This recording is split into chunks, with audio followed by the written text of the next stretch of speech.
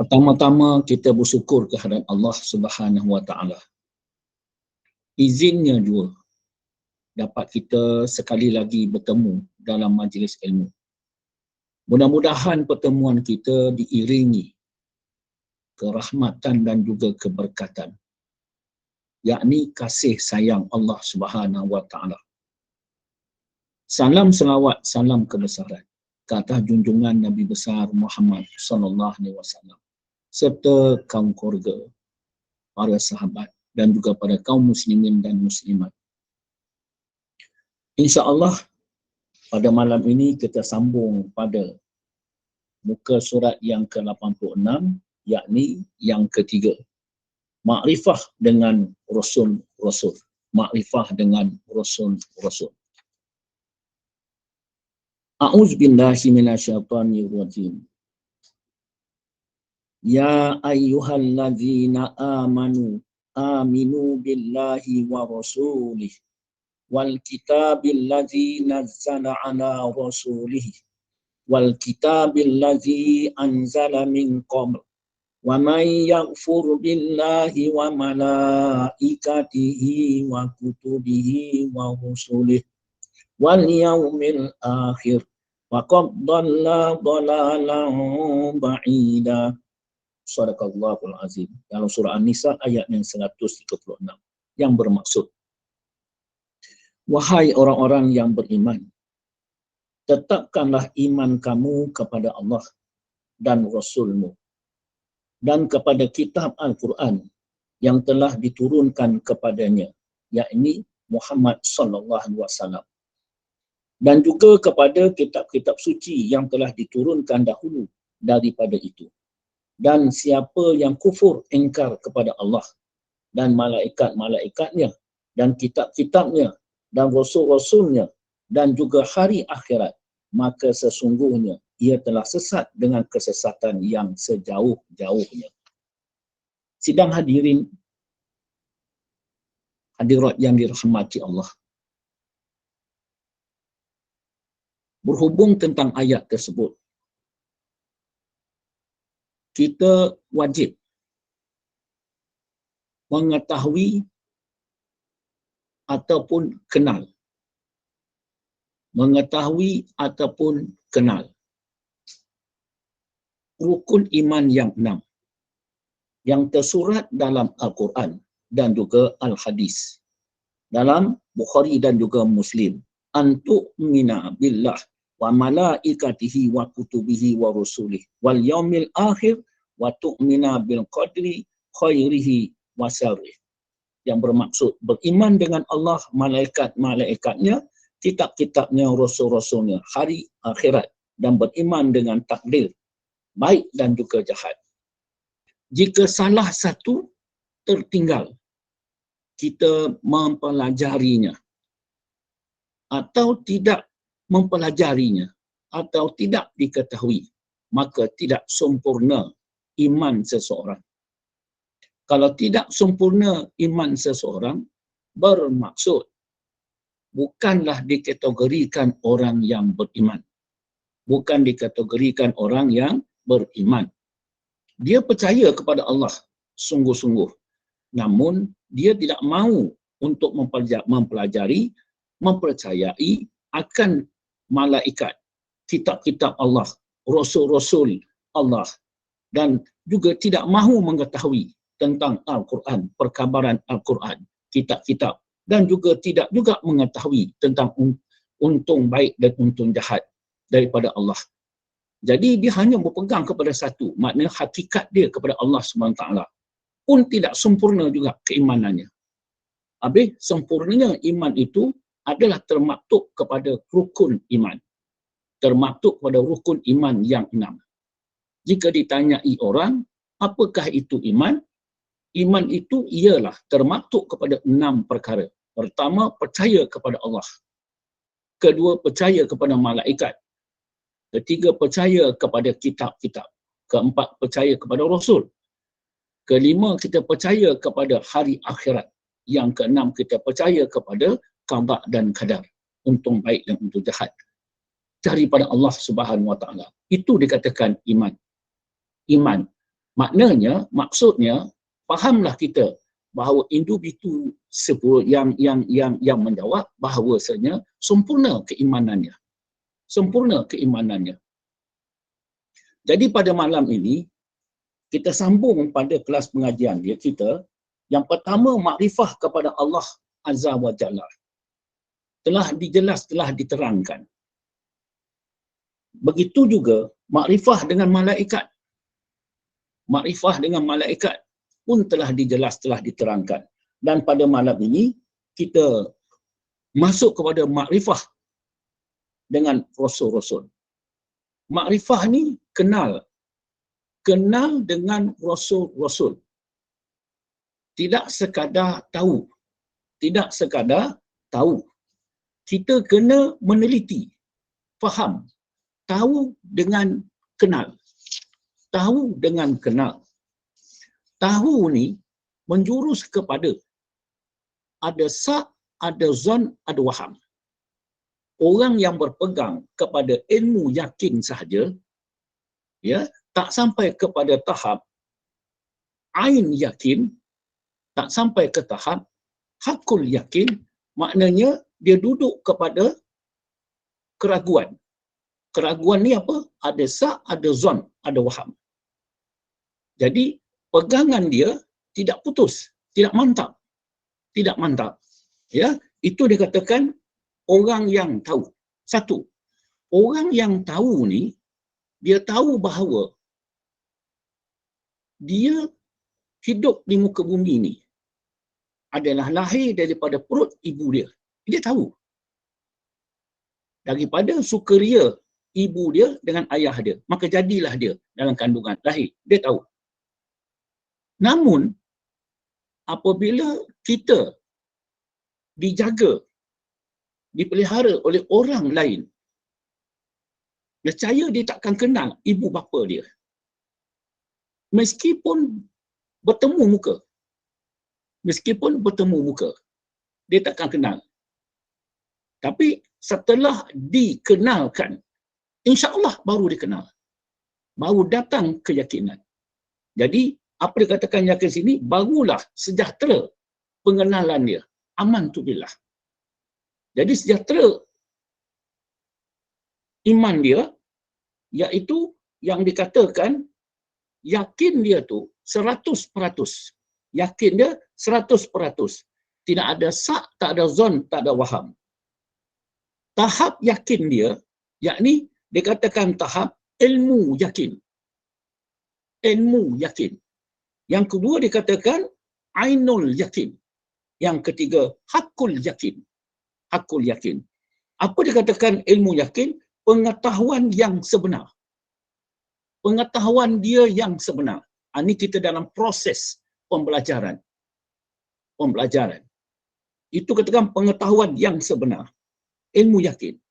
Yang kedua, ain yakin. Penglihatan yang sebenar. Daripada ilmu yakin tadi, daripada ilmu yakin, maka dia membentuk sesuatu. Kelihatan sesuatu tersebut. Maka dia yakin sangat, ain yakin, bahawa yang dia lihat, yang dia nampak itu adalah daripada ilmu yakin. Ilmu yakin. Dan yang ketiga, hakul yakin. Benar lagi yakin. Maknanya keyakinan yang sebenar. Keyakinan yang sebenar. Maknanya dia hidup dalam penghidupan dia di dalam hakul yakin. Hakul yakin. Itu yang saya sarahkan sebelum. Ambil contoh Jambatan Pulau Pinang. Jambatan Pulau Pinang. Maknanya Jambatan Pulau Pinang menyeberangi Selat Pulau Pinang. Jika tak ada ilmu yakin, nescaya takkan boleh buat Jambatan Pulau Pinang. Nak menyeberangi Selat Pulau Pinang. Daripada Seberang Perai pergi ke Pulau Pinang. Maksudnya mesti ada ilmu yakin. Ilmu yakin.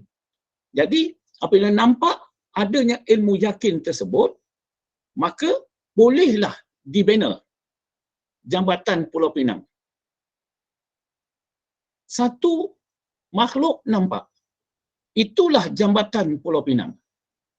Jambatan Pulau Pinang. Maknanya ain yakin. Ain yakin. Tetapi orang yang membenarkan ilmu Allah Ta'ala, dia nampak jambatan Pulau Pinang, dia nampak hakikat jambatan Pulau Pinang adalah ilmu yakin. Dia nampak ilmu Allah. Dia nampak ilmu Allah. Ain yakin. Kemudian, dia pergi seberang berai. Dia nak pergi Pulau Pinang. Dia berdiri, dia nak pergi. Sama ada dia jalan kaki, naik kereta, naik apa pun, sampai seberang Pulau Pinang. Maknanya dia berjalan di atas jambatan Pulau Pinang. Apa maksud dia? Dia berjalan di atas ilmu yakin. Dia berjalan di atas ain yakin. Itu namanya hakul yakin. Benar, sebenar-benar yakin. Itu yang dikatakan, dia mengikrarkan dengan lidah dia. Dan dia mentasdikkan dalam hati dia yang dia ikrar. Dan dilakukannya dengan perbuatan. Itu dikatakan kesempurnaan. Jadi, setelah kita mengkaji secara ringkas, berhubung tentang makrifah kepada Allah Azza wa Jalla, dan juga makrifah dengan malaikat. Dan pada malam ini, iaitu makrifah dengan Rasul-Rasul. Tapi, jangan lupa, tujuan kita, apa dia? Adalah kepada hakikat tauhid kita. Makna kita sampai bertauhidkan Allah Subhanahu wa Ta'ala, pencipta sekalian alam. Itu hakikat. Samalah juga hakikat Allah Ta'ala pencipta jambatan Pulau Pinang. Sebab ilmu yakin, ilmu, awal-awal ilmu adalah terbit daripada zat Allah Ta'ala. Zat Allah Ta'ala. Maknanya, maksudnya, ilmu tu adalah sifat Allah Subhanahu wa Ta'ala.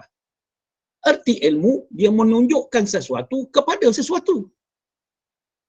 Dia menunjukkan sesuatu kepada sesuatu. Namun, bukanlah sifat tersebut yang boleh menunjukkan sesuatu kepada sesuatu. Melainkan, zat Allah Ta'ala yang menunjukkan sesuatu kepada sesuatu. Jadi, fahamlah kita tentang kebesaran keagungan Allah Ta'ala, dia tidak ada serta dengan sesuatu pun. Begitu juga dengan malaikat. Malaikat yang dijadikan daripada nur, cahaya. Makna kata sifat-sifat ini adalah sifat-sifat yang katakan ada sidiknya, sidik, amanah, tabolik, fatonah, semua di dalam malaikat. Jadi, kenapa saya sebut tentang sidik, tabligh dan fatonah dan seterusnya? Kerana inilah sifat Rasulullah sallallahu alaihi wasallam apabila dia berhadapan dengan Allah Subhanahu wa Ta'ala. Jadi kalau hakikatnya kita ni berhadapan dengan Allah Subhanahu wa Ta'ala sentiasa, itulah sifat kita. Sifat malaikat. Baik, kita lihat. Di dalam kitab Ahlus Sunnah wal Jamaah, seperti mana kerap kali saya katakan, dia amat ringkas. Dan saya pun menjelaskan pada malam ni, tidaklah begitu detail. Tidak begitu detail. Cuma memberi clue-cluenya. Jika ada masa kita yang akan datang, panjang umur saya, disukai pula, insya-Allah kita akan sambung lebih mendetailkan lagi. Sidang hadirin hadirat yang dirahmati Allah, makrifah dengan Rasul-Rasul. Satu, kita faham makrifah, kita kenal atau kita ketahui dengan Rasul-Rasul. Kedua, dengan Rasul-Rasul kita dapat kenal dengan Rasul-Rasul. Dua perbezaan. Pasal penulis ni, pengarang ni, dia tulis makrifah dengan rasul-rasul. Iaitu makrifah dengan rasul-rasul. Makrifah dengan rasul-rasul. Rasul-rasul ni berapa yang dikatakan wajib kita ketahui? Iaitu seramai 313 orang. 313 orang. Kalau dikatakan Nabi, ulama-ulama usuluddin yang katakan iaitu 124,000 orang. Maknanya rasul-rasul yang terpilih mana di dalam Al-Quran yang tersurat iaitu 25 orang. Itu wajib. Wajib diketahui. Yang dipilih oleh Allah Subhanahu Wa Taala. Yang dipilih oleh Allah Subhanahu Wa Taala. Maknanya di kalangan manusia. Di kalangan manusia Allah Taala pilih rasul-rasul tersebut.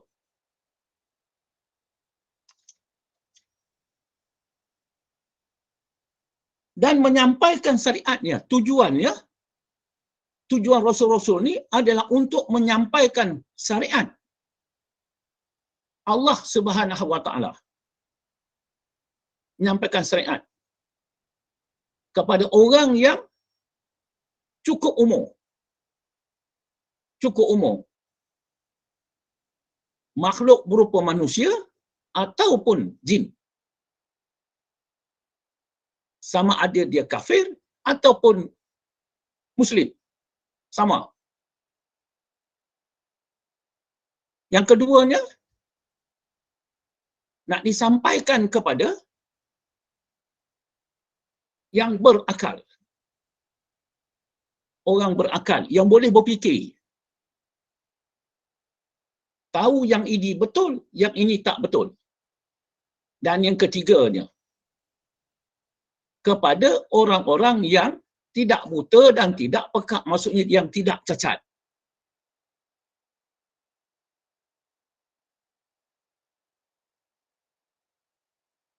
Menerima wahyu dan menyampaikan syariatnya dan seluruh makhluk. Seluruh makhluk. Makhluk. Makhluk ni adalah bersifat baharu. Bersifat baharu. Tapi ada ciri-ciri yang tadi. Menuju kepada jalan yang hak. Menuju pada jalan yang hak. Jalan yang hak ni apa dia?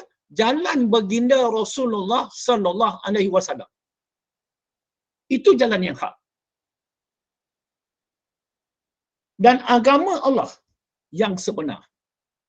Agama yang sebenar. Agama apa? Agama tauhid. Itu yang sebenar.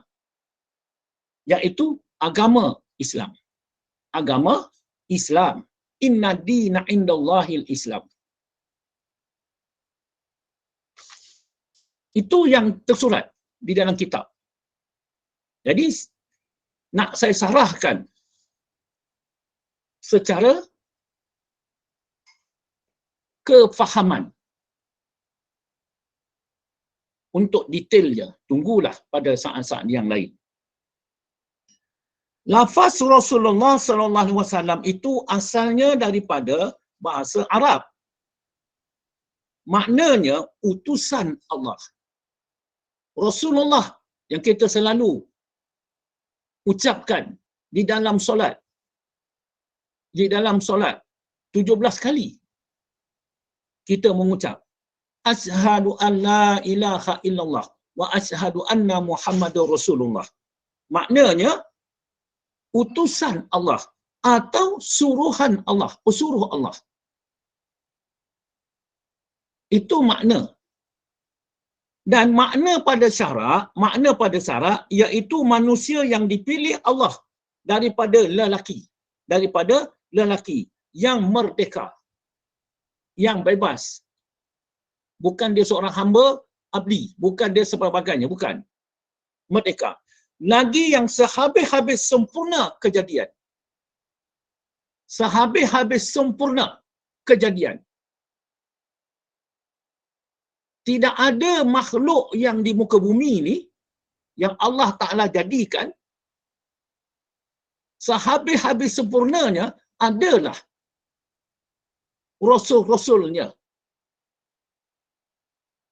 dan bersih pihak keturunannya. Bersih pihak keturunannya. Apa dikatakan bersih pihak keturunannya? Keturunan daripada, dikatakan Nabi kita sallallahu alaihi wasallam, Nabi dengan Rasul berbeza. Nabi individu tersebut apabila turun ayat Quran, dia berbuat amal tentang Al-Quran tersebut. Dia tidak diperintahkan untuk menyampaikan tabligh. Tapi apabila dikatakan Rasulullah, Rasul, maka baru dikatakan dia beramal, dia perintah sampaikan. Itu Rasulullah. Jadi Rasulullah ni maknanya yang terakhir. Yakni Nabi Muhammad sallallahu alaihi wasallam, iaitu Rasulullah sallallahu alaihi wasallam. Itu terakhir. Makna dikatakan bersih pihak keturunannya. Saya bagi secara ringkas. Keturunannya daripada Nabi Allah Ismail alaihi salam. Nabi Allah Ismail alaihi salam. Nabi Allah Ismail alaihi salam anak kepada Nabi Allah Ibrahim alaihi salam. Jadi anak Nabi Allah Ismail ada 10 orang lelaki. 10 orang. Di antaranya yang bernama Adnan. Adnan. Jadi keturunan Adnan inilah sampai kepada baginda Rasulullah sallallahu alaihi wasallam. Itu dikatakan bersih pihak keturunannya. Yang disampaikan hukum syarak. Yang disampaikan hukum syarak. Siapa menyampaikannya? Perintah Allah SWT kepada malaikat. Sampaikan perintah dia kepada Rasulullah. Rasul-Rasul. Serta disuruh ia menyampaikannya. Serta dia disuruh ia menyampaikannya kepada manusia dan juga jin. Jadi fahamlah kita sekarang, iaitu Rasul tersebut. Rasulullah tersebut. Maknanya pesuruh Allah ataupun utusan Allah ataupun suruhan Allah. Inilah dikatakan manusia yang paling mulia. Dia hanya sami'na wa ata'na. Itulah Nabi kita Muhammad sallallahu alaihi wasallam. Kemudian jadinya Nabi ataupun Rasul-Rasul tersebut, Nabi-Nabi dan juga Rasul-Rasul tersebut adalah kurniaan Allah Subhanahu Wa Taala. Tuan-tuan dan puan-puan semua, dengar, teliti baik-baik. Sebab kita kesimpulannya kita nakkan hakikat tersebut. Jadi Nabi dan juga Rasul kurniaan Allah. Allah Ta'ala yang kurnia. Individu ni yang bernama Muhammad bin Abdullah adalah kurniaan Allah untuk menjadi Nabi. Kemudian untuk menjadi Rasul. Kurniaan Allah. Maknanya rahmat Allah. 100%. Begitu juga pangkat Nabi dan Rasul tidak dapat diusahakan. Tak dapat nak diusahakan. Maknanya, maksudnya, kita kuat beramal beribadah. Kita kuat beramal dan beribadah. Tujuan kita nak menjadi seorang Nabi dan Rasul. Lah. Tak ada. Tidak dapat diusahakan, melainkan kurniaan Allah Subhanahu Wa Taala semata-mata. Jadi kita pengajaran yang pertama, nikmat Allah. Nikmat Allah. Inilah pegangan Ahlu Sunnah wal Jamaah. Inilah pegangan Ahlu Sunnah wal Jamaah. Kerap kali saya katakan, tiap sesuatu yang kita dapat adalah kurniaan Allah Subhanahu Wa Taala. Dan kesudahan Rasul ialah Nabi Muhammad sallallahu alaihi wasallam. Apa hikmah dijadikan Rasul? pada tiap-tiap umat manusia di dalam dunia ini. Apakah hikmah dijadikan Rasul pada tiap-tiap umat manusia di dalam dunia ini? Ada berapa tadi Rasul? 313. Seluruh umat dunia ni. Ialah semata-mata kerana menunjuk, mengajar dan memimpin manusia kepada jalan kebahagiaan dunia dan juga akhirat. Kerana nafsu manusia berperangai jahat. Itulah hikmah Allah Ta'ala jadikan Nabi dan Rasul. Kerana nak menunjuk dan mengajar sebagai pembimbing, sebagai pemimpin manusia kepada jalan yang kebahagiaan dunia dan juga akhirat. Kerana nafsu manusia berperangai jahat.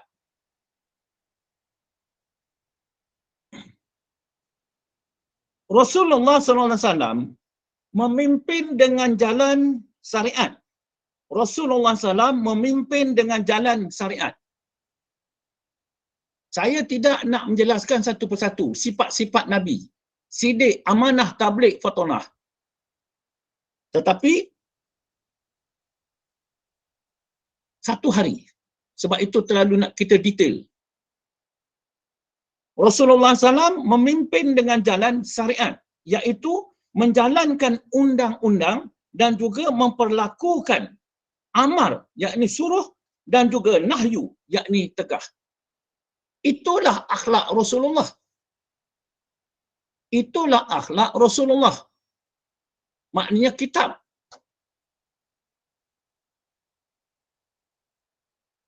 Memperlakukan amar, suruh, dan juga nahyu, tegah. Jadi, kita mengikut baginda Rasulullah SAW. Apa sebab kita ikut dia? Sebab kita percaya dia jadi Rasulnya dan Nabi. Apa buktinya? Jika orang yang terdahulu sezaman dengan dia jadi nabinya dan rasulnya, Allah Ta'ala kurniakan rahmat dan nikmat. Apa dia? Mukjizat. Mukjizat. Wahai Muhammad, aku akan ikut agama engkau. Sekiranya engkau boleh panggil pokok tu datang jumpa kamu. Salah satu contoh. Kemudian Rasulullah SAW bagi tahu dengan sipulan, cakapkan kepada pokok tu bahawa Nabi Muhammad SAW menyampaikan salam dan jemput datang. Itulah dia pergi. Tu pokok kayu tu bangun, datang. Itu mukjizat. Tapi kita sekarang, itu yang dikatakan kita nak betul-betul mempelajari, memahami apakah mukjizat kita yang sebenarnya. Atas sekalian manusia dengan kaedah memimpin dan juga mengajar. Kaedah apa? Kaedah baginda Rasulullah SAW, iaitu kaedah memimpin, mengajar, bukan dengan jalan paksaan dan sebagainya. Inilah kerja baginda Rasulullah SAW. Sekali-sekali kita tunduk dan sujud kepada Allah Subhanahu Wa Taala. Jika dulu doa-doa yang saya kemukakan, malam ni sekali lagi saya kemukakan. Allahumma ya Allah ya Tuhanku, yang Maha Pengasih lagi Maha Penyayang. Engkaulah yang mengurniakan kepadaku taufik dan hidayat, petunjuk dan pertolongan. Aku pohon kepadamu ya Allah, kurniakanlah iman dan amal, iman dan takwa, kepada saudara-saudaraku mukmin dan juga muslim. Ya Allah, jadikanlah iman dan takwa hidup di dalam penghidupan saudara-saudaraku.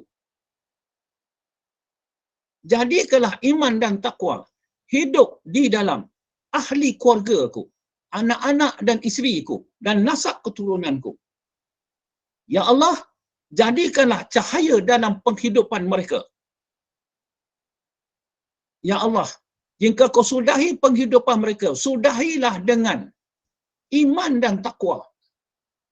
Kupohon padamu, janganlah kau sudahi dengan kufur dan maksiat. Ya Allah, tak kala mereka hidup, hidupkan mereka untuk mengingatimu. Dan tak kala mati, pertemukanlah mereka denganmu. Sesungguhnya engkaulah yang menghasilkan maksud dan hajatku. Sekali-sekali kita mendoakan saudara-saudara kita, keluarga-keluarga kita. Sebab itulah akhlak Rasulullah sallallahu alaihi wasallam. Buat dengan tulus dan ikhlas. Inilah kerja-kerja Rasulullah ataupun Rasul-Rasul yang bersifat manusia. Yang bersifat manusia. Rasulullah SAW dikatakan susah hati tentang umat dia. Tentang umat dia. Kita ni dalam susah hati dia. Bagaimana kita nak menenangkan jiwa dia? Jiwa siapa? Jiwa baginda Rasulullah SAW. Tak memadai kita tu sekadar nak berselawat saja. Yakni dikatakan berperangai manusia. Jadi Rasulullah SAW ni berperangai manusia. Perangai manusia apa? Makan, minum, sakit, pening, beranak, beristeri. Itu sifat-sifat. Lain daripada sifat yang tidak mencederakan martabat mereka. Dia ada keluarga. Ada keluarga. Tapi keluarganya itu tidak mencacatkan kewibawaannya sebagai Nabi atau Rasul. Yang demikian, berhadap Rasul-Rasul itu kepada Tuhan, kepada Allah SWT dengan sifat malaikat. Dengan sifat malaikat. Kita ni nak berhadap dengan Allah SWT dengan sifat apa? Jika Rasulullah SAW dikatakan dengan sifat malaikat. Malaikat ni dia sentiasa saja. Maknanya bersifat sidik, amanah, tabligh dan juga fatonah. Itu yang saya kata, benda tu nak didetailkan. Apabila dia berhadap. Kita ni, atau apabila berhadap dengan Allah Subhanahu Wa Taala. Sebab kita lupa siapa kita. Kita ni ialah hina, daif, fakir, miskin, lemah. Itulah sifat-sifat kita. Dan sifat-sifat kita adalah sifat-sifat yang binasa. Tapi kita lupa.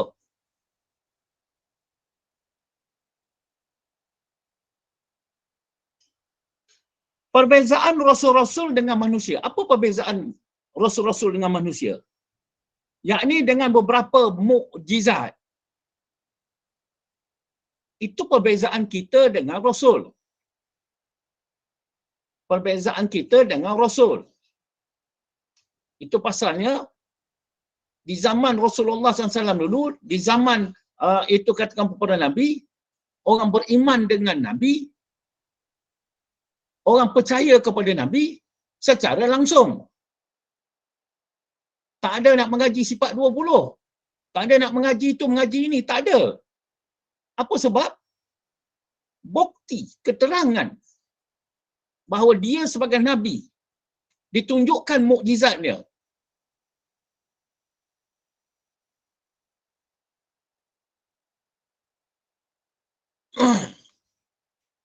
beberapa mukjizat, artinya perkara-perkara yang lemah pada akal manusia. Lemah pada akal manusia. Untuk memikirkan kejadiannya yang menyalahi adat. Yang menyalahi adat. Kita lihat Nabi Allah Ibrahim alaihi salam dimasukkan ke dalam api. Dimasukkan ke dalam api. Api yang begitu punya besar. Tak boleh satu makhluk pun nak dekat dengan unggun api tersebut. Dia punya panas. Melainkan dengan berlastik nak masukkan Nabi Allah Ibrahim. Jadi, kalau dah masuk ke dalam api, hukum adatnya, api membakar. Membakar tetaplah juga hangus. Bukan alang-alang api. Tapi apa yang berlaku? Allah Ta'ala perintah api supaya sejuk. Itu yang dikata menyalahi daripada adat. Sama juga Nabi Allah Musa dengan tongkat belah laut merah. Menyalahi adat. Begitulah tiap-tiap Nabi menunjukkan. Maknanya mereka ini tak perlulah nak tahu siapa sepulan ni. Secara spontan saja. Betul lah kau ni Nabi. Betul lah apa yang kau cakap, Rasul. Kita ni sekarang, itu yang nak kita nak kita fahami yang saya katakan tadi. Kenal dengan tahu. Ada orang tahu cerita saja. Yakin tak? Tapi dia kehendaki sini adalah yakin. Nak yakin tu macam mana? Yakin ni hanya pertolongan Allah Subhanahu Wa Taala, taufik hidayat Allah Subhanahu Wa Taala, petunjuk Allah Subhanahu Wa Taala yang dikehendaki kepada sesiapa. Ni semua yang ada ni 77 orang. Ini atas taufik hidayat Allah Taala, petunjuk pertolongan Allah Subhanahu Wa Taala, izin Allah Subhanahu Wa Taala. Diberi rahmat dan nikmat.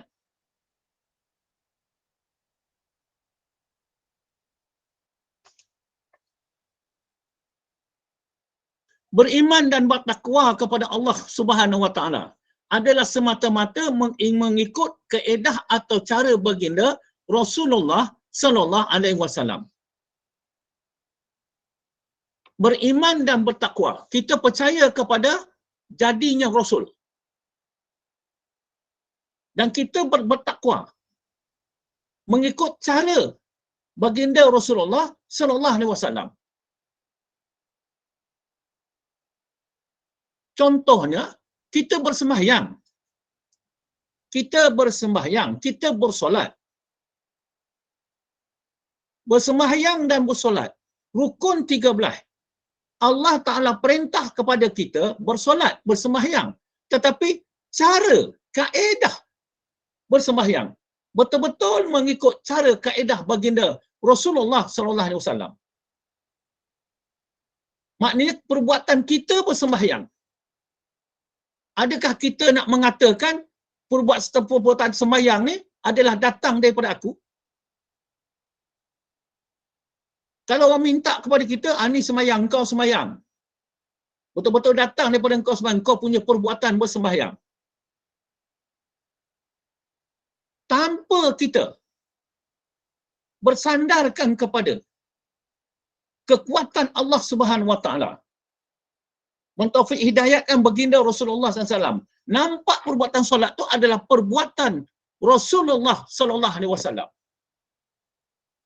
Maknanya kita membenarkan yang lebih besar. Perbuatan kita bersembahyang, kita membenarkan baginda Rasulullah sallallahu alaihi wasallam. Atas 4 sifat tersebut. Benar. Kalau kita bawa keluar sembahyang, aku berbuat baik, amar, nahyu, aku tak buat perkara yang jahat. Maknanya kita bersandarkan kepada suruh dan tegah Rasulullah. Hakikat daripada Allah Subhanahu Wa Taala. Itulah hidup dan penghidupan kita. Itu yang dikatakan kita tu banyak berdoa kepada Allah SWT. Hidupkanlah aku dengan iman dan takwa. Makna di dalam penghidupan kita, lahir kelihatan kita yang empunya perbuatan. Lahir kelihatan kita yang empunya perbuatan. Lahir kelihatan saya yang bercakap di depan ni berhia-hia. Tapi kita dah berjalan jauh dah.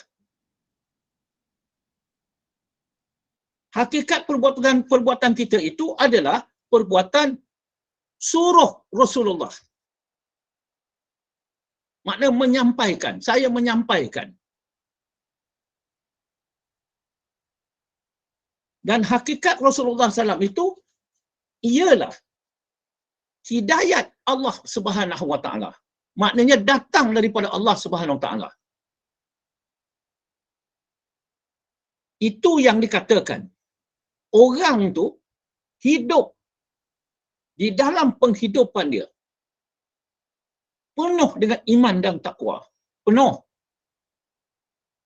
kepada baginda Rasulullah sallallahu alaihi wasallam. Itu sebabnya disuruh kita tu bersalawat. Tujuan bersalawat apa dia? Selain nakkan surga Allah Subhanahu Wa Taala, ialah untuk mengingatkan kita tentang perbuatan kita yang baik. Suruh Rasulullah SAW. Kita tak buat yang jahat. Suruh Rasulullah SAW. Maknanya kita buat. Beriman kepada Allah. Kita beriman apa yang dia suruh. Kita menghentikan apa yang dia tegah. Kita beriman kepada Rasul. Kita buat apa yang dia suruh. Kita hentikan apa yang ditegah. Dia suruh apa? Kita bercakap mengikut apa yang dia cakap. Apa yang dia cakap. Itu yang orang bercakap kata ahli hadis tersebut. Tapi hakikat hadis tersebut, jangan lupa Al-Quran. Sebab baginda Rasulullah SAW, dia mengikut Al-Quran. Dia cakap tentang Al-Quran.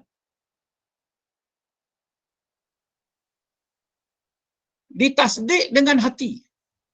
Ditasdik, ditetapkan dengan hati. Tak ada yang lain dah yang empunya perbuatan.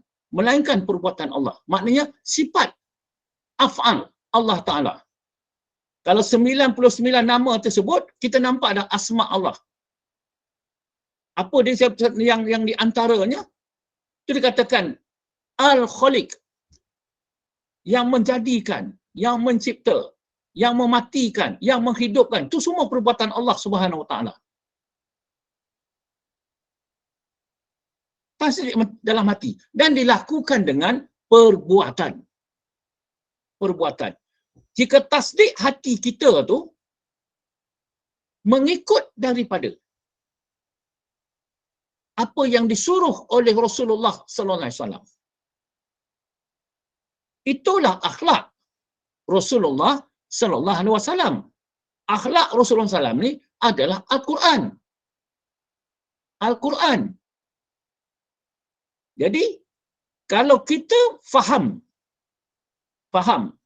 orang faham ni ada ilmu yang untuk dia nak fikir, dia dapat faham.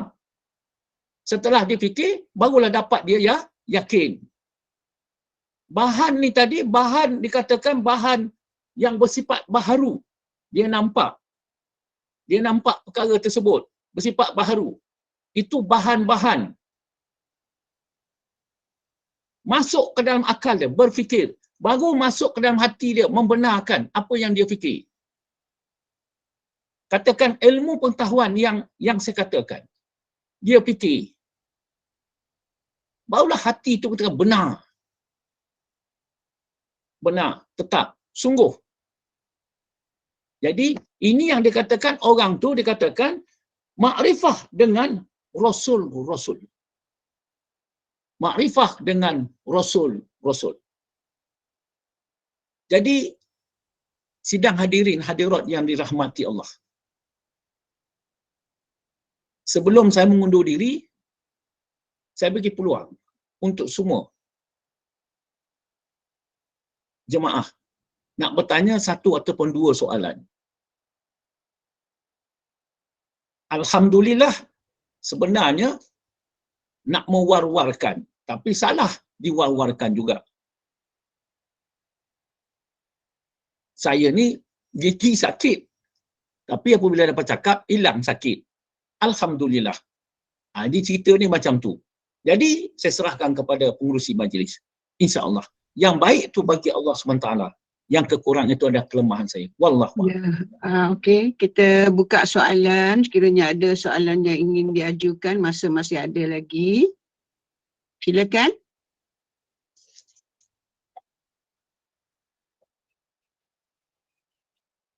Tak ada soalan.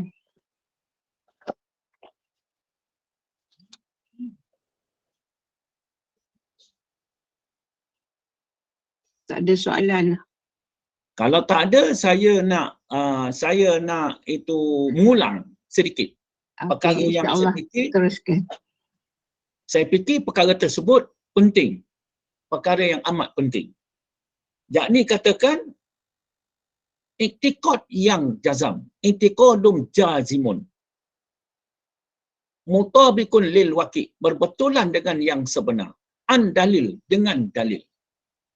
Iktikad yang jazam, iktikad yang jazam, dia terbahagi kepada tiga. Terbahagi kepada tiga. Yang pertamanya, peringkat tahu.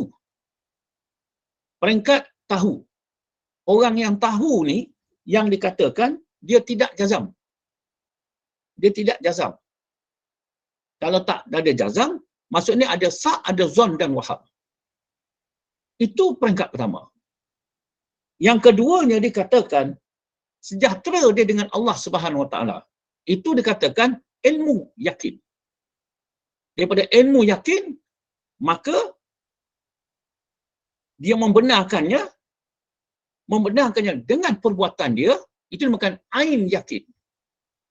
Kalau dia bersembahyang, daripada ilmu yang dia yakin, dia buat ilmu yakin. Ilmu yakin ni pula ilmu daripada perbuatan baginda Rasulullah SAW. Hakikatnya atas taufik hidayat Allah Subhanahu Wa Taala. Dia yakin. Kemudian dibenarkannya. Dibenarkannya. Dua. Ketiga, dikatakan iaitu orang jahil. Jahil. Orang jahil ni pula terbagi dua. Satu dikatakan basit, yang kedua murakab. Murakab. Maknanya tahap tidak tahu. Tahap yang tidak tahu ni, jahil murakab ni, dia tak tahu. Dia tak tahu. Orang nak bagi tahu. Dia mengaku dah tahu. Dua kali bodoh. Kemudian, orang dah percaya kepada dia pasal dia dah tahu. Tak ada orang nak bagi tahu. Sedangkan dia tak tahu. 3 kali bodoh. Jangan jadi orang jahil murakab. 3 kali bodoh. Itu pasalnya, eloklah kita tu merendahkan diri. Jadi, tahap-tahap merendahkan diri. Kalau katakan dengan orang alim, kosongkan diri kita. Aku tak tahu. Dia yang mengetahui, terutama pada guru-guru. Jangan ada perasaan, aku dah tahu dah. Itu pun termasuk golongan juga. Jadi kita kosongkan diri, kita terima. Barulah dikatakan dapat dicorak.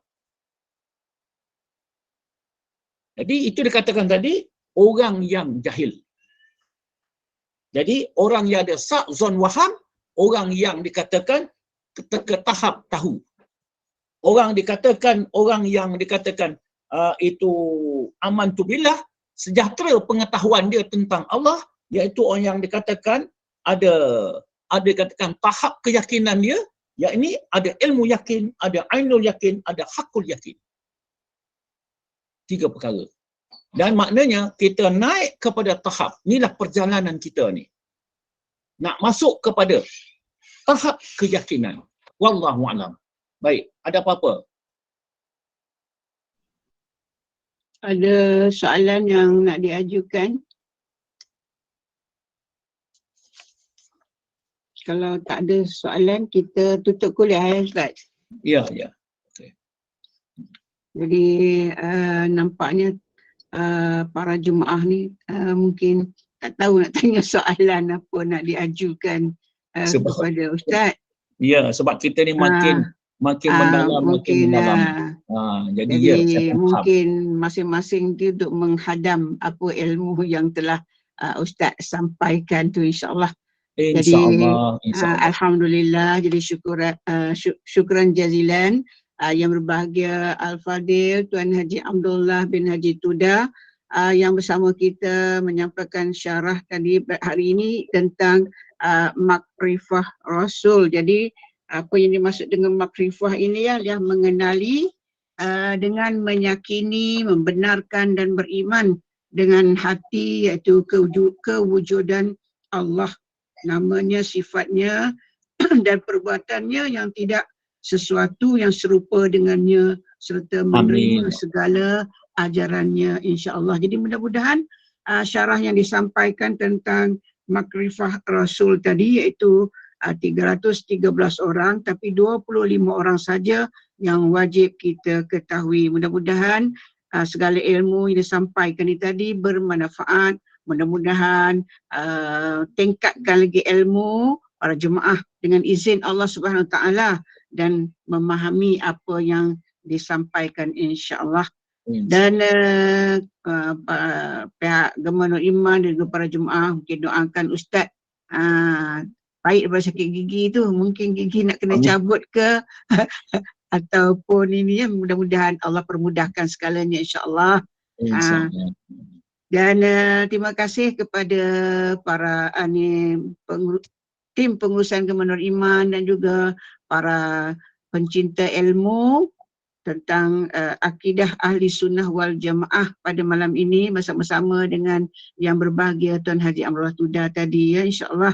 Mudah-mudahan mendapat manfaat dan kita di jalan yang diredai oleh Allah Subhanahu Wa Taala. Sebentar lagi kita pukul 9.15 kita akan bersama dengan Ustazah Afzan Abdul Manaf, iaitu kelas Fardu Ain. Terutama ni mungkin untuk wanita, tapi mungkin kalau pihak muslimat pun boleh sertai, insya-Allah, untuk kuliah 9.15 nanti.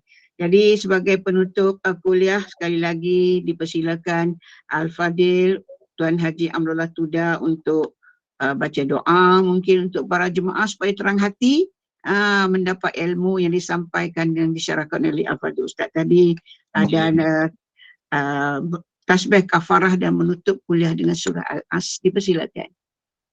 Bismillahirrahmanirrahim. Alhamdulillahirabbil alamin. Wassalatu wassalamu asyrafil anbiya wal mursalin wa ala alihi washabihi ajmain.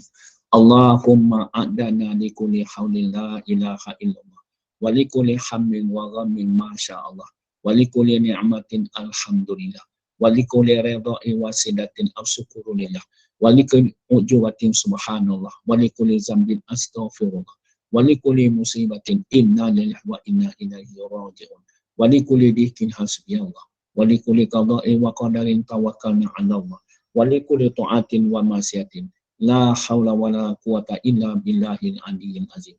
Walhamdulillahirabbil alamin. Bismillahirrahmanirrahim. Wal 'ashr innal insana lafi khusr illa allazina amanu wa 'amilus solihati wa tawasaw bil haqq wa tawasaw bis sabr. Insya-Allah kita berjumpa pada masa dan waktu yang lain, insya-Allah.